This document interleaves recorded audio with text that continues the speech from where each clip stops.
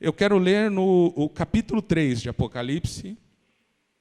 Tenho certeza que vocês, ao longo do mês, já estudaram todas as igrejas, muito provavelmente, mas a gente vai falar alguns aspectos aqui sobre a igreja de Sardes. Capítulo 3, versículo 1, diz assim: Estas são as palavras daquele que tem os 7 Espíritos de Deus e as 7 estrelas. Conheço as suas obras, você tem fama de estar vivo, mas está morto. Esteja atento, fortaleça o que resta e que estava para morrer, pois não achei suas obras perfeitas aos olhos do meu Deus.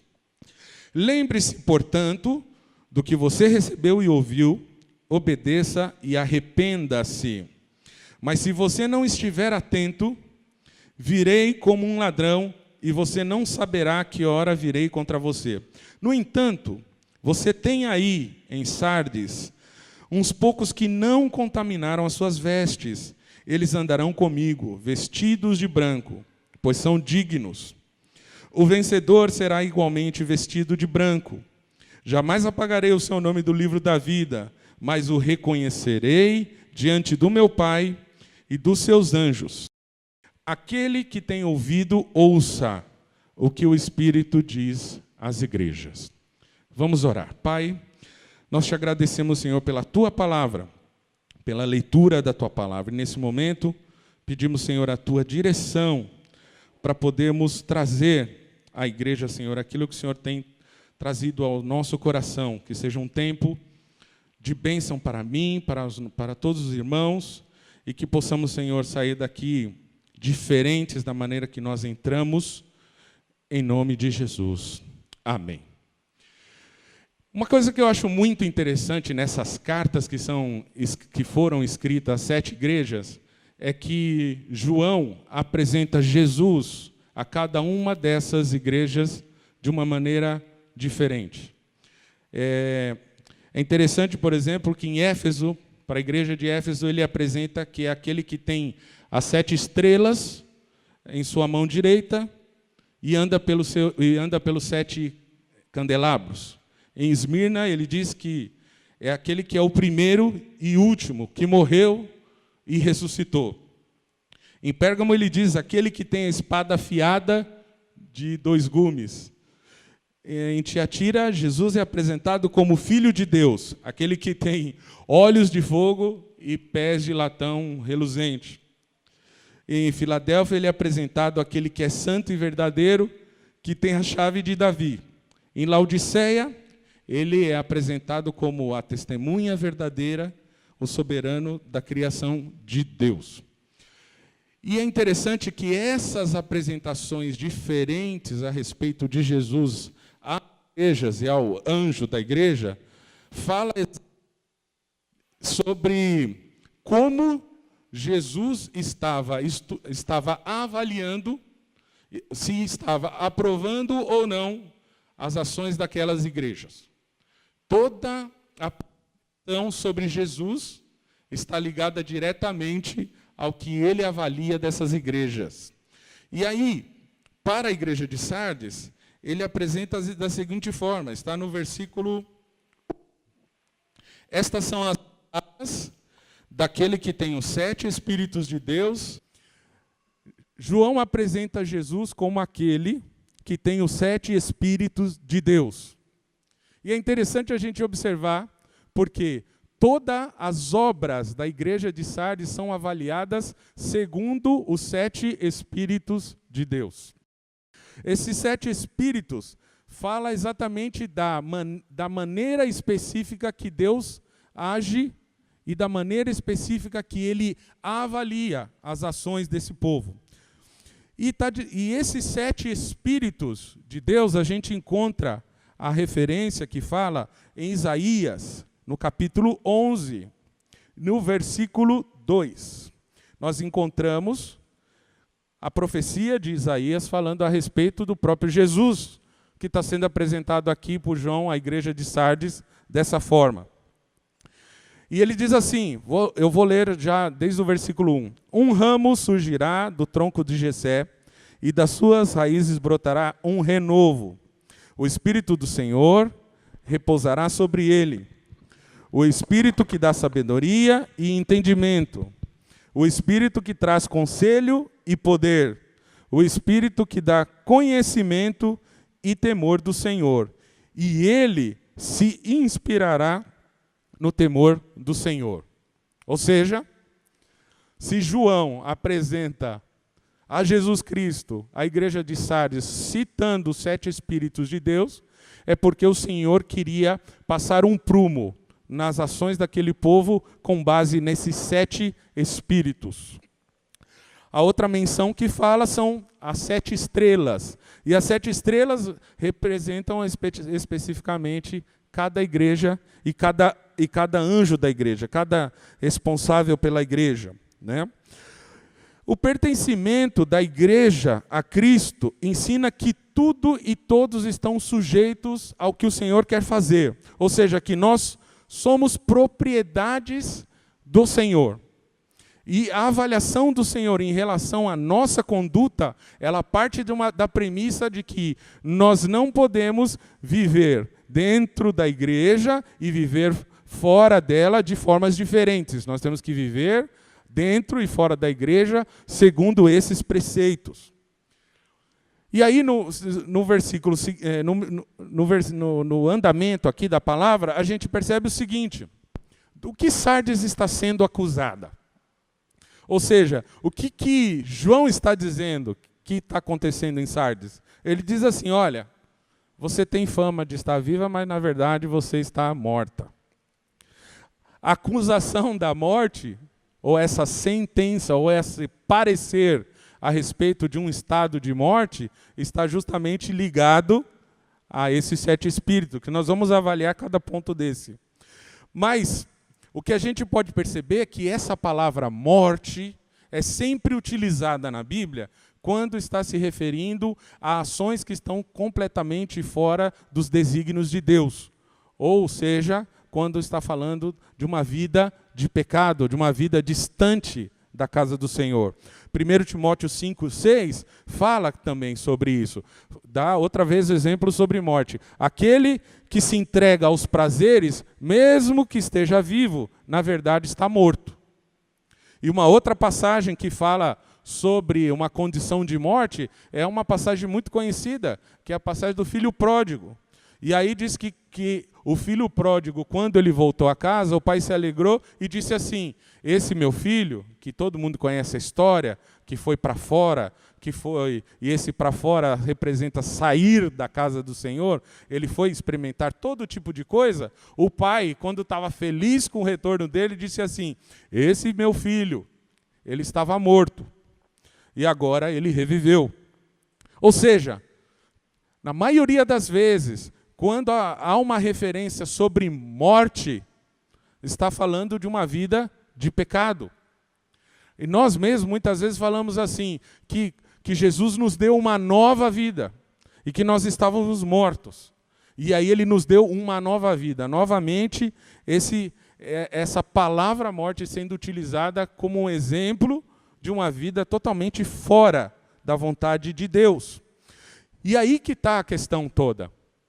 Porque o que a gente pode dizer, assim, trocando umas palavras bem atuais, é que a igreja de Sardes era composta por zumbis, que tinham aparência de vivos, mas na verdade estavam mortos. Eram mortos-vivos que estavam andando pela cidade.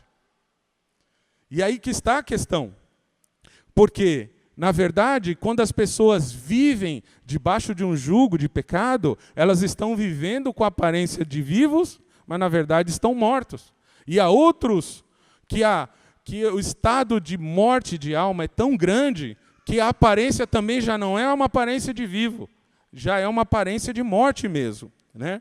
E o que acontece é que toda essa vida envolvida em pecado vai trabalhando em vários aspectos da vida do homem negativamente. O homem, por exemplo, deixa de enxergar aquilo que ele precisa enxergar. Ele faz o homem cegar-se e se distanciar de Deus muito, cada vez mais distante de Deus.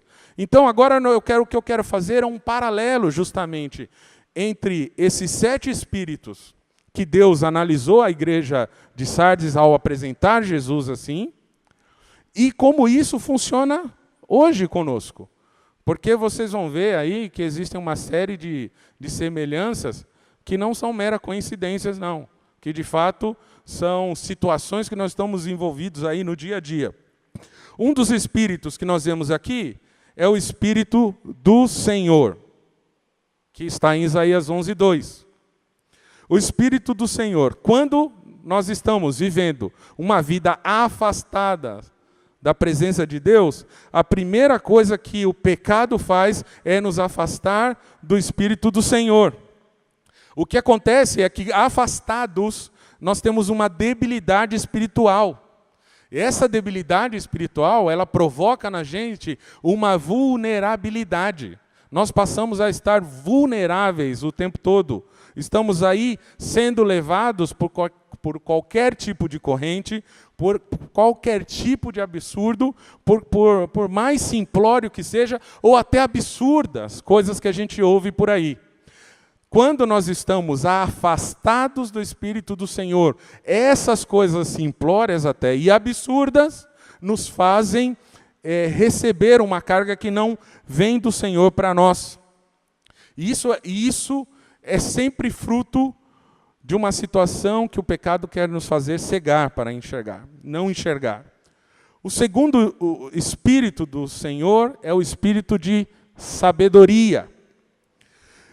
A grande verdade é que não existe sabedoria verdadeira e plena longe de Deus. Quando estamos em Deus, é que nós, de fato, estamos afirmados num conhecimento que vai nos fazer separar de qualquer coisa que está sendo oferecida do mundo. A grande questão é que conhecimento secular, ou um conhecimento cultural, ou até um conhecimento acadêmico, distante da presença do Senhor, não serve de nada. E pelo contrário, muitas vezes todo esse conhecimento, longe da presença do Senhor, trabalha para que a gente se afaste cada vez mais, ou até cria situações que a gente não deveria se envolver.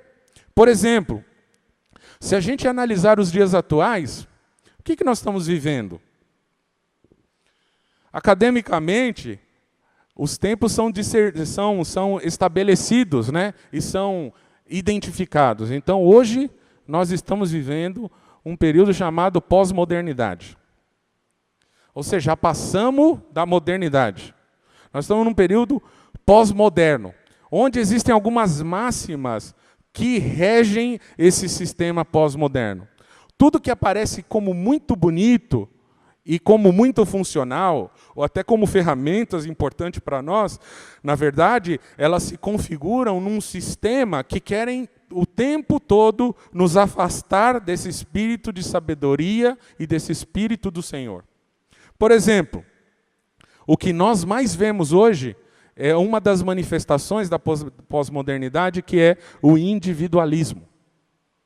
As pessoas hoje, elas estão cada vez mais preocupadas com elas mesmas. Não existe mais uma preocupação com o próximo. E as pessoas, as poucas pessoas que manifestam alguma preocupação com o próximo, são vistas assim como pessoas muito diferentes. Como isso aí é diferente? Você viu o que aconteceu? São manchetes de jornal. São manchetes de jornal. Uma vez um menino virou manchete no país inteiro, porque ele achou uma carteira e devolveu para a dona. Ai, como o mundo inteiro pode achar isso excepcional, se na verdade isso é o mínimo que alguém faz quando está vivendo dentro do Espírito de Deus, vivendo a sabedoria do Senhor. Olha o contexto que nós estamos. Além desse individualismo, que é essa preocupação comigo mesmo, bom, eu achei uma carteira, achei dinheiro nela, e mesmo que eu não seja um ladrão, eu não vou achar o dono mesmo. Então, sendo assim, como eu não vou achar o dono, eu vou extrair daí os recursos que eu encontrei, e todos os documentos eu coloco na agência do correio, porque eu sou um cidadão bondoso. Não vou jogar os documentos da pessoa fora. Já pensou o trabalho que essa pessoa vai ter? Esse é o individualismo. quando a pessoa ainda é um pouquinho melhor. Isso é uma das características da pós-modernidade. Outra coisa que é muito presente nesse tempo que nós estamos, a relatividade. Tudo é relativo. E aquela situação? É relativo, depende do ponto de vista. Não, mas o que você acha? Olha, o que eu penso é o que eu penso, e eu não penso como você, e, portanto, isso é relativo. E aí, dentro da relatividade, existem outros elementos. Subjetividade, por exemplo. Eu vou analisar de uma maneira diferente da tua, porque isso é subjetivo. Por exemplo, a fé. A fé é tratada como subjetividade, ou é tratada com relativismo. O que é santo para você, não é para mim. E essa relatividade, ela vai contra uma série de preceitos importantes de Deus. O outro aspecto é a desconstrução dos valores divinos estabelecidos por Deus. A Bíblia fala que passa céus e terra, mas a palavra do Senhor permanece. E todos os valores eternos do Senhor têm que permanecer. Mas agora, inclusive as igrejas estão discutindo se certas práticas de fato são pecado. A verdade é que pecado é pecado. Sempre foi. Desde a queda do homem. O homem caiu, pecou, a partir daí há o pecado. E não há nenhuma variação disso mais. O que foi lá atrás, lá no passado, hoje é pecado também. Mas há uma desconstrução desse valor. As pessoas... E quando se desconstrói valores divinos, há uma cauterização da consciência. Porque também, até nós, que graças a Deus, por misericórdia do Senhor, não vivemos certas práticas, já nem nos escandalizamos mais quando a vemos de perto, ou quando ela está dentro da nossa igreja. Tudo isso é pós-modernidade. Outro detalhe, a grande verdade de um Deus todo-poderoso, que está acima de todas as coisas, também é desconstruída. Sabe por quê? Porque relatividade me permite ter individualidade de eu ter um Deus que eu quiser. E a gente acha um absurdo, por exemplo, o hinduísmo, que tem 300 milhões de deuses, aproximadamente. E as pessoas adoram esses deuses, e a gente acha isso um absurdo. Mas uma série de deuses são produzidos diariamente por todos nós quando a gente substitui o lugar de Deus. Quando a gente coloca qualquer outra coisa no lugar do Senhor. Essas são características de um tempo em que nós estamos vivendo. E que, como igreja, nós precisamos ter uma mudança de vida. Até porque, se nós, para que sejamos relevantes, para que as pessoas vejam nós algo diferente, as pessoas não vão buscar diferença em nós mais no tipo de roupa que a gente usa. Se o cabelo é crescido até quase nos pés, ou se os homens estão todos de terno e gravata. Porque estereótipo, ele não produz a diferença que as pessoas estão buscando. A diferença tem que estar dentro de nós. Dentro de nós. E quando se desconstrói isso, nós estamos vendo, dentro desses mecanismos da internet e tudo mais, discussões fervorosas entre crentes, com opiniões diferentes a respeito de um mesmo assunto. E o pior, porque ter opinião diferente nem é o problema, é relativizar as coisas de Deus. E aí sabe o que acontece? Na rede social tem dois crentes brigando sob pontos de vista diferentes e uma série de não crentes assistindo aquela discussão. E aí eles olham e falam, bom, somos todos iguais mesmo. Somos todos iguais mesmo. Essa que é a grande questão. A igreja de Sardes, não há nenhuma evidência na Bíblia que fale que eles estavam vivendo debaixo de algum tipo de heresia ou debaixo de algum tipo de seita. Mas, na verdade, eles estavam numa mornidão absurda. Sabe o que significa? Que eles estavam muito bem engendrados no sistema social da época. E de alguma forma, esse exemplo da igreja de Sardes quer dizer para nós que nós não podemos viver engedrados totalmente ao sistema da nossa época. Essa é a questão. Isso tem que ser produzido em nós, uma mudança nesse sentido. Um terceiro afastamento é o afastamento do entendimento do Senhor, que é o terceiro espírito de Deus, espírito de entendimento. Quando nós estamos afastados do espírito de entendimento do Senhor, nós somos aquelas esponjas que absorvem com muita facilidade novas filosofias. Tudo que é oferecido, nós temos uma facilidade de absorver isso. Porque se o nosso entendimento está afastado do espírito de entendimento do Senhor, nós vamos absorver isso com uma facilidade e nós vamos praticar isso.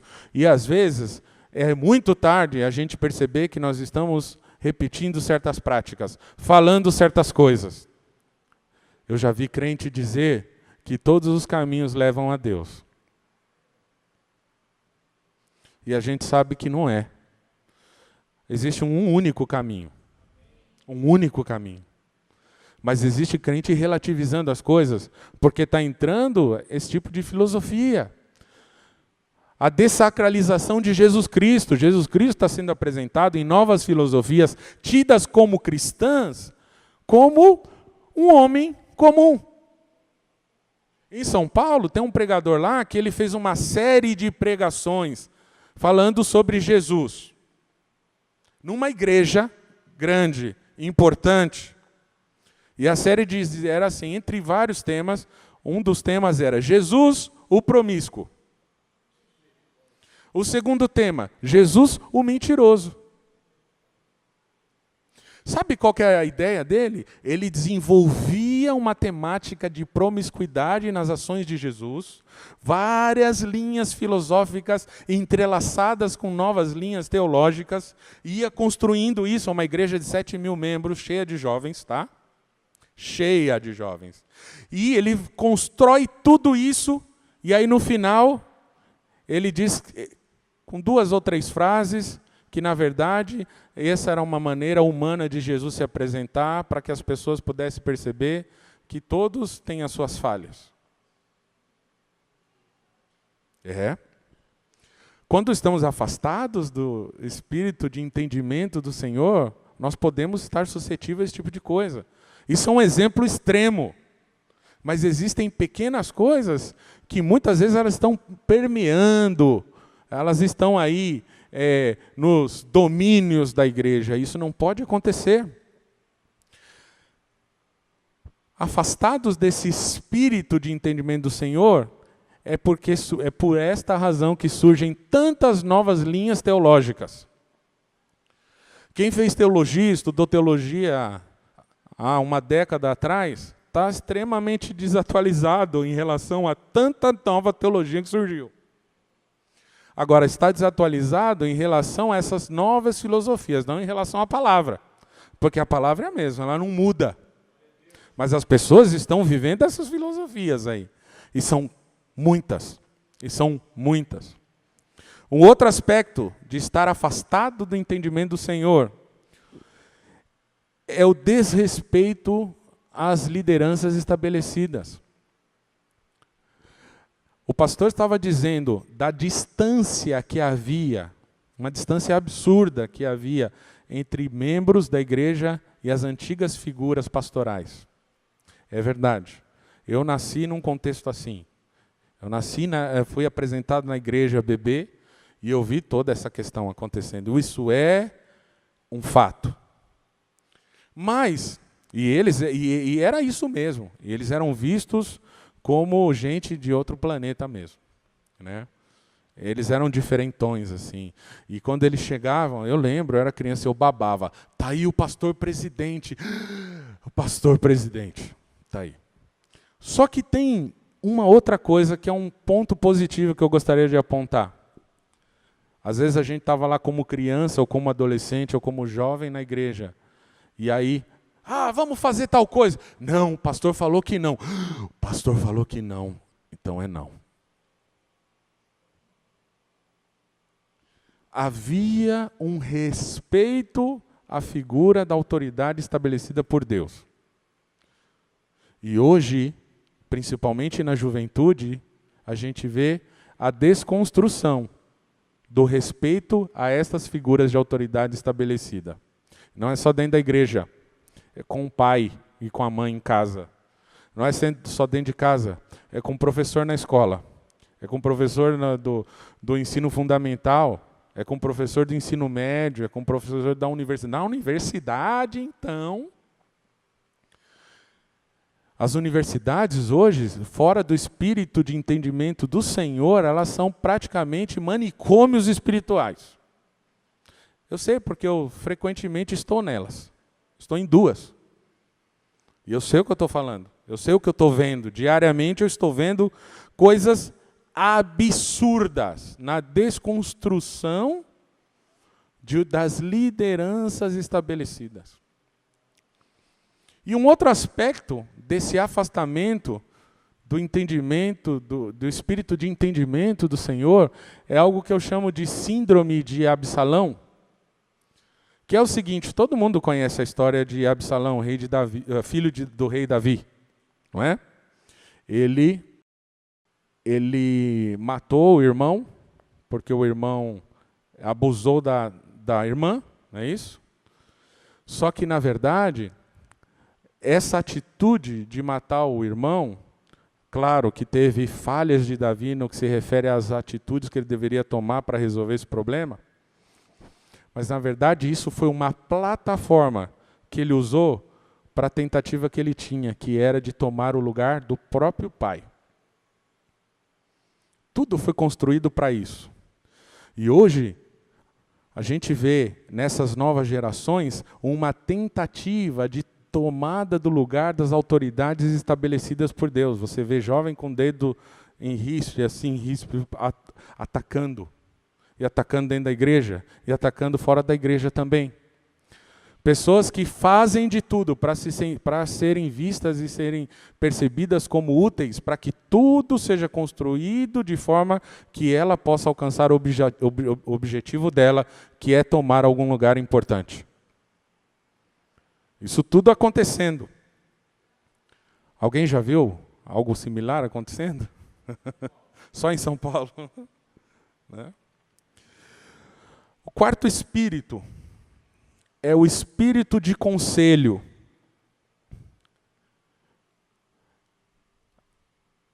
Cada vez mais as pessoas, por causa da questão do individualismo, elas estão vivendo a vida totalmente independentes. E na igreja isso tem acontecido muito.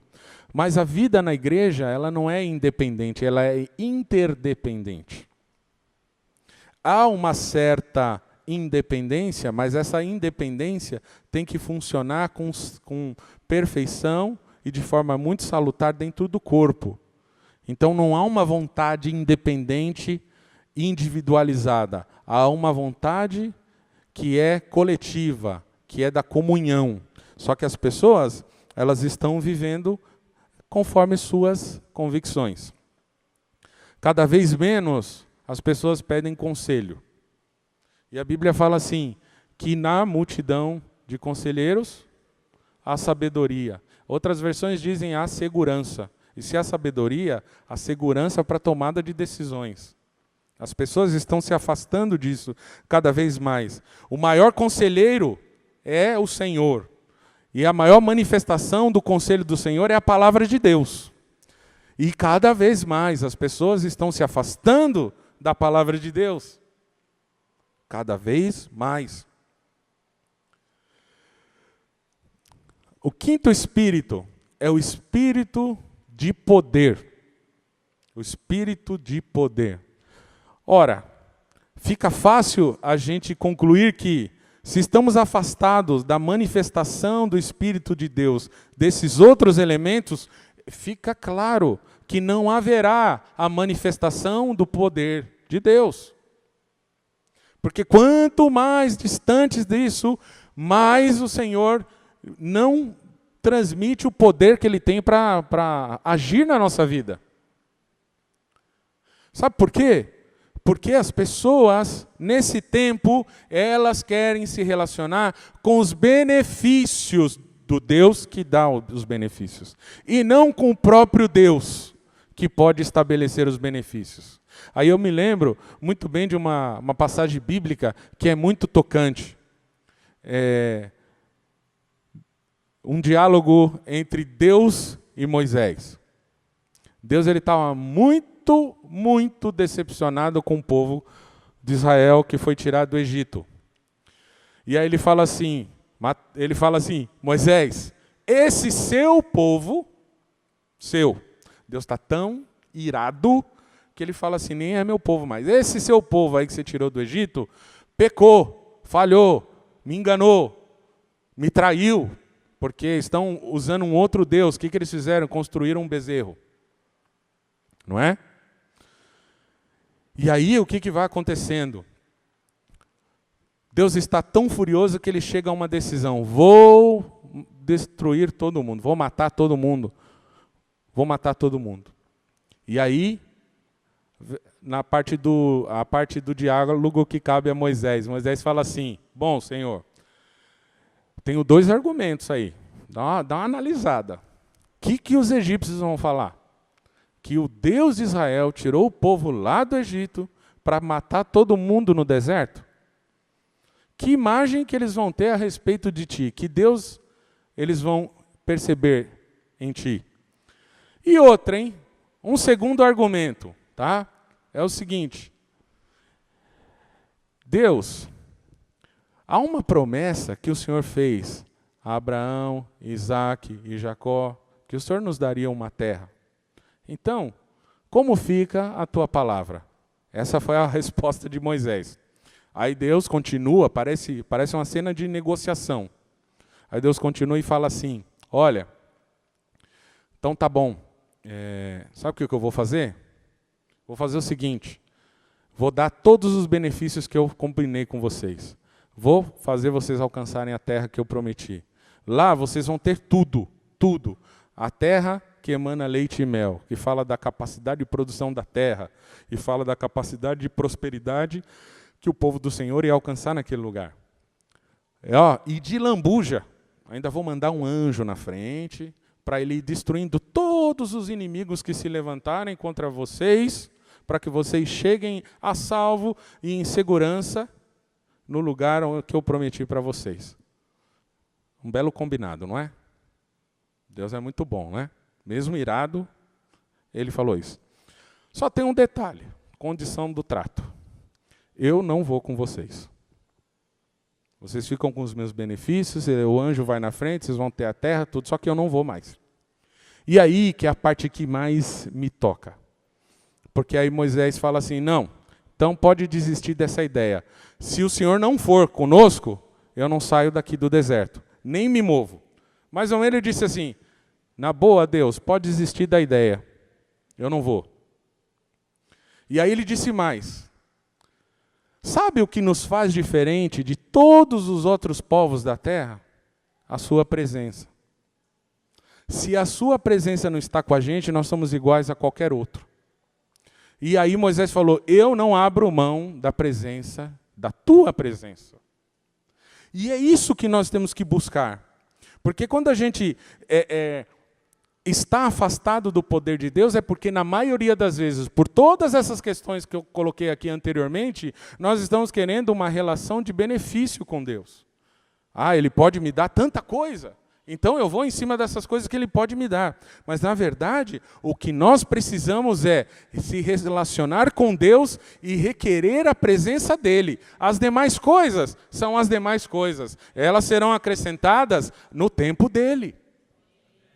No tempo de Deus. E o povo também está afastado do conhecimento e do temor de Deus. Das duas últimas manifestações do Espírito de Deus, que está aqui em Isaías capítulo 11, versículo 2 em diante. Aí a questão é a seguinte, o povo de Sardes, eles foram acusados de frieza por todas essas razões que nós tratamos aqui.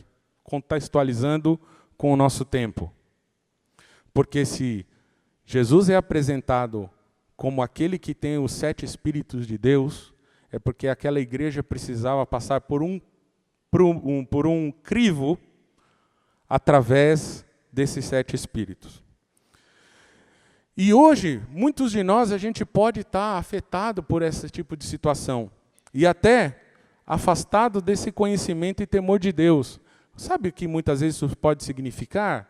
Que nós já vimos, e já conhecíamos, e já temíamos a Deus. Mas já não tememos e já não conhecemos tanto quanto antes. Já não vivemos da forma como a gente vivia antes. E esse é o grande perigo. Só que a profecia de João é uma profecia completa, porque todas as igrejas passaram por um raio-x, e depois elas foram dirigidas a uma provável solução que eles deveriam adotar para as coisas mudarem. E aí você vê isso também na igreja de Sardes. E aí ele diz assim, estejam atentos e vigiem. A vigilância é que pode nos salvar ou nos tirar de todas essas manifestações que nós estamos vendo hoje diariamente. Se nós estamos vigilantes, nós podemos simplesmente colocar sobre o crivo de Deus todas essas filosofias, todos esses pensamentos, todas essas atitudes, estando vigilante. E a vigilância, ela tem que acontecer em todo o tempo. Não podemos vacilar um segundo sequer. Porque as coisas elas estão sendo apresentadas de uma maneira diferente. Hoje tudo é muito mais sutil. As coisas elas não são apresentadas assim com uma seta vermelha escrita pecado. Cuidado, pecado. Não. Hoje tudo é muito sutil. E a gente precisa tomar cuidado e se levantar vigilantes. Mas da mesma maneira que nós estamos envolvidos com um cenário tão complexo como esse, o próprio profeta diz assim, olha, mas é o seguinte, tem coisa boa ainda aí em vocês. Fortaleça o que é bom. Está aí. Fortaleça o que é bom. Tudo que vocês ouviram e viram a respeito de Jesus, fortaleçam isso, voltem a colocar em prática. Porque ao colocar em prática, você se afasta desse movimento que está levando todo mundo para o mesmo lugar e você se volta a Deus, você se volta ao Pai. Ou seja, em algum momento, a igreja de Sardes perdeu essa direção. E o que tem acontecido é que nós, como igrejas individuais que somos, cada um de nós, a igreja é cada um de nós e não esse lugar. De alguma maneira, nós estamos nos afastando dos preceitos de Deus. E aí a palavra do Senhor fala, vigia, abra o olho, e sabe aquelas coisas boas que você vivia, volte a praticar. Sabe aquela situação em que você viu uma pessoa doente e você tremia e falava assim, eu vou orar por ela. E você ia e orava? Ora, volte a praticar.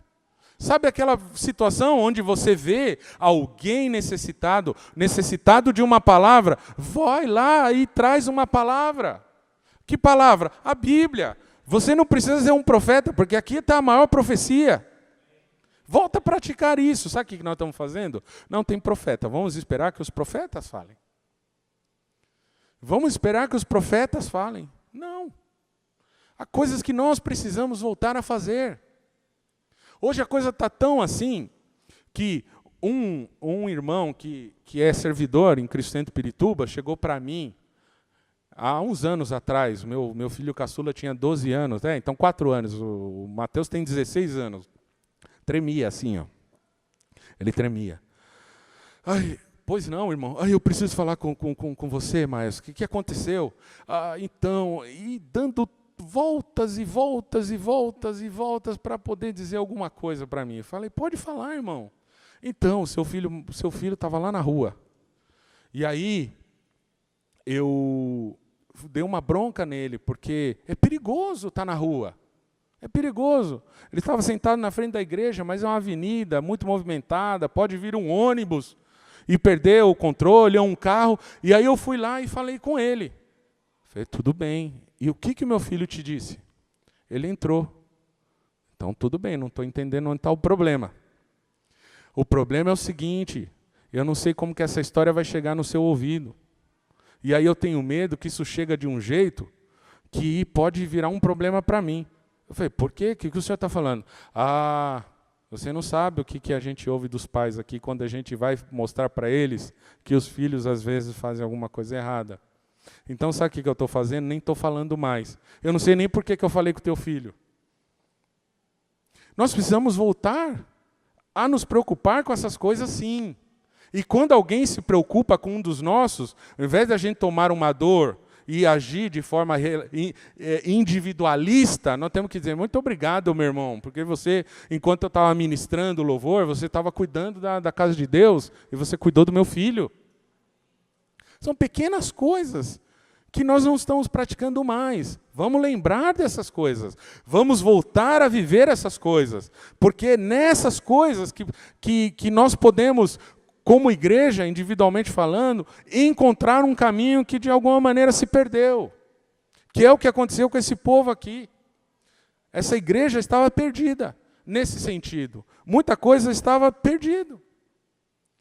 Talvez o que Deus esteja falando para você hoje, que às vezes está desanimado, sem esperança, é que você precisa lembrar de tudo que Ele falou e já fez. Tudo que Ele falou e já fez na sua vida. Quantas coisas Ele já fez, quantas coisas Ele já falou. E talvez nós estamos enlatados dentro de um sistema que nos faz esquecer tudo que Deus fez, ou até não mais dar a Ele o crédito sobre tudo que Ele fez. Deus é o mesmo. Isso me lembra uma conversa que eu estava tendo com a pastora aqui entrando. Ela me perguntou, como está sua esposa? Eu falei, ela está muito bem, graças a Deus. Ela falou, vocês passaram um tempo difícil, né? Passamos, muito difícil. E sabe o que aconteceu? O ano passado, minha esposa foi diagnosticada com câncer. Com câncer. E foi da maneira mais difícil, porque ela trabalha na Secretaria do Estado de Saúde de São Paulo, ela é diretora de uma área de serviços médicos lá. E aí, quando ela fez todos os exames, vários meses sem saber o que estava acontecendo, quando ela fez todos os exames, ela fez com os diretores dos hospitais, formaram uma junta médica lá para fazer os exames dela. E quando saiu o resultado, me ligaram. E ligaram e me disseram assim, oi Marcos, tudo bem? É a doutora Lilian, uma das chefes dela. Tudo bem, será que você não pode vir aqui na secretaria para a gente conversar? Eu falei, olha que interessante, né? Estou sendo convidado para um café, bem agora que minha esposa fez exames, né? Eu falei, a senhora quer falar da Denise, não é? Não, eu sei que é, estou indo aí. E aí, quando eu cheguei lá, ela estava com os exames da minha mulher na mão, e ela foi falar assim, olha, sua mulher é uma bênção aqui. E eu não tenho coragem de dizer para ela que saiu o diagnóstico de câncer. Você diz para ela. Você diz, eu não tenho. E ela começou a chorar. E aí nisso vem uma outra médica, e nisso vem uma colega de trabalho da Denise, e o chororô, né? Aquela situação. E aí, eu com o exame na mão, tive que voltar para casa para dar essa notícia. E quando eu fui para casa, eu liguei para o meu pastor, o apóstolo Rubens, falei, AP, saiu o resultado do exame da Denise. E aí, Marcos? Câncer. Ele ficou arrasado também. Ele falou, não, mas alguma coisa vai acontecer. Deus vai fazer alguma coisa. Deus vai fazer alguma coisa. Marcos, você precisa se lembrar de tantos milagres que o Senhor fez na sua vida. Ele vai fazer mais um. Eu falei, amém. E fui para casa. Quando eu cheguei em casa, eu disse assim, branco, eu estava pálido, com a boca seca, e 21 anos de casado, né? A mulher olha para você e já sabe que alguma coisa não está bem. Ela olha para mim e diz assim, o que aconteceu? Você está branco, o que está acontecendo? Me fala. Denise, eu preciso te falar uma coisa, eu não sei nem por onde começar. Ela, meu Deus, o que está acontecendo? Eu falei, amor, eu não sei. E eu também tremia, eu chorava. E foi até engraçado que ela falou assim, Marcos, nós estamos 21 anos juntos, não vai me dizer... Não, amor, não é nada disso. Cabeça da mulher, né? É engraçado. Claro que não, amor, não é nada disso. Aí eu fui pelas beiradas dizendo, então, saiu o diagnóstico seu. E o que saiu, amor? Saiu que você tem um câncer. Mas eu creio que o Senhor vai fazer alguma coisa, vai mudar essa história. E aí ela ficou mal, desesperada, e foi aquela coisa, e aí avisar a família, e aí já avisaram a igreja, e aí a igreja aqui de Maringá também estava sabendo, a igreja de todos os lugares estavam sabendo, a gente recebia orações, palavras de ânimo, palavras de conforto o tempo todo. Uma vez eu recebi um áudio de uma pessoa muito simples, que eu não tenho ideia de quem seja, porque a informação foi para um irmão, que foi para outro, que foi para outro, que foi para outro, e essa pessoa estava orando. E ela dizia assim, de uma forma, com palavras muito simples, ela dizia assim, Senhor, abençoa essa irmã Denise, que eu não conheço, mas que o Senhor conhece. Faça ela se lembrar de todas as grandes coisas que o Senhor já fez por ela. E cura. E a gente ouvindo. E aí, é mais ou menos uma situação como essa. Eu me agarrei, nós nos agarramos a alguma coisa que a gente já tinha visto e vivido em Jesus. Passou o tempo, uma semana... Vêm os médicos e dizem assim, bom, agora nós vamos fazer exames para definir o tipo de tratamento. Se é quimioterapia ou se é quimio e radioterapia. Fala, ok, é para isso que vocês vão fazer? É. Mas a igreja orando. Essa igreja que não está vivendo esse tipo de situação que nós estamos vendo, que essa igreja que é você, que sou eu, começou a orar, não é? E aí saiu o resultado. Aí vão lá e chamam a gente de novo. E aí, falaram assim, olha, não sei o que aconteceu. Não tem câncer. Eu falei, eu já sei o que aconteceu, pode ficar tranquilo. Eu já sei o que aconteceu. Ele falou, só que nós vamos repetir o exame. Porque nós temos várias lâminas como fala, da amostra que é retirada, da biópsia. Nós temos várias amostras. Nós vamos repetir. Eu falei, pode repetir. Repete mesmo. Umas 4, 5 vezes. Vai repetindo aí. Vai repetindo. Vai sair tudo igual. Não tem câncer. Aí repetiram mais uma vez e não tinha câncer. Ou seja, o que tinha, Jesus mudou. Jesus transformou. Ou seja, irmãos, onde é que nós nos perdemos como igreja, das lembranças das grandes coisas que o Senhor já fez? Ele não mudou, e o que Ele fez lá atrás, Ele pode fazer novamente, e o que Ele quer fazer é mais do que Ele fez lá atrás. Portanto, vamos nos fortalecer tudo que ainda está bom. Sabe aquele pouquinho de fé que tem aí? Vamos fortalecer. Sabe aquele pouquinho de esperança que tem aí? Fortalecemos ela. Sabe aquele pouquinho de autoridade que sobrou? Vamos fortalecer essa autoridade. Sabe aquele pouquinho de intrepidez, de ousadia que nós tínhamos no Espírito Santo de Deus? Fortaleça isso e se levanta em nome de Jesus. As coisas vão mudar a partir do momento em que a gente fortalecer essa pequena coisa que já ficou para trás. Nós precisamos voltar a viver isso. Olha para você e verifica aí, deve haver alguma coisa que te faz lembrar das grandes coisas de Deus. Há na sua história e na sua trajetória uma série de episódios e milagres que o Senhor realizou. Traz à tona nessa noite. Traz a sua memória de novo. Lembra das coisas que Ele fez. Não tenha uma postura de apatia. Não se faça vítima das circunstâncias. O Senhor quer te levar a um novo lugar. Igreja, o Senhor quer te levantar. Algo novo de Deus. Algo novo de Deus para nós. O que o Senhor falou a essa igreja aqui, falou dos remanescentes. Há aí uns remanescentes. E talvez o remanescente seja você. Seja eu. Nós somos remanescentes. Às vezes a gente pode se lembrar de tantos que na caminhada com Cristo desistiram de viver esse caminho com o Senhor. Eles podem até ter várias razões para terem tomado uma decisão como essa, razões humanas. Mas pode ser que em algum momento da sua trajetória você teve também o desejo de desistir. E até você não sabe o porquê você está aqui hoje. Porque às vezes por outras situações você nem estaria. Mas algo fez você resistir. Algo fez você estar aqui.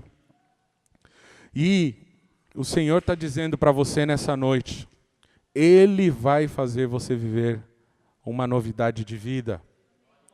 Igreja de Maringá, Vila Operária, o Senhor vai pegar esse pouquinho que sobrou e vai multiplicar. E vai multiplicar. Se o que está sobrando, o que sobrou foi um pouquinho de farinha e um pouquinho de azeite, isso é para aqueles que estão vivendo escassez de provisão. O Senhor vai multiplicar. O Senhor vai multiplicar. Ele não precisa de muita coisa. Esse pouquinho aí já é o suficiente para Ele agir.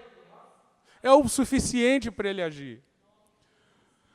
Se você que está aqui nessa noite por alguma razão, por algum motivo de vida, você passou por uma grande decepção, por uma situação difícil.